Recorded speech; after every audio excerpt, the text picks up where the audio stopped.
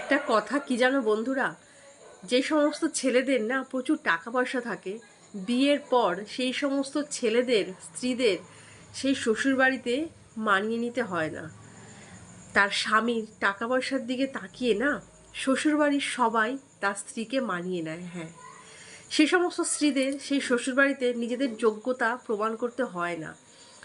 সবাইকে ভালোবেসে সবার জন্য করে সেই যোগ্যতা প্রমাণ করতে হয় না যে সে একজন ভালো বৌমা।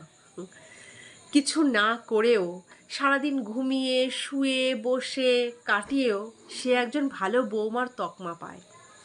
সে তার শ্বশুর শাশুড়িকে দিয়ে হাজারো খাটাক, তাদের সাথে অতীব জঘন্য ব্যবহার করুক না কেন, তবুও কিন্তু সে একজন ভালো বৌমার তকমাটা পায়।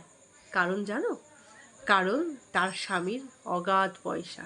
ঠিক সেই জন্যে। হ্যাঁ, কিন্তু ওদিকে দেখো, যদি কোনো ছেলের টাকা বা রোজগার খুব সামান্য, সেক্ষেত্রে তার বউ হাজার সে শ্বশুরবাড়িতে খেটে মরে গেলেও কোনো দিন তার নাম হয় না যে সে ভালো বউ। যখন করবে তখন, খানিক পরেই মানুষ ভুলে যাবে, কারণ ওই যে তার স্বামীর টাকা নেই। যে আজকাল টাকা পয়সাতে ছেলে বৌমা নাতি নাতনি সবার বিচার হয়, আর এটাই বাস্তব।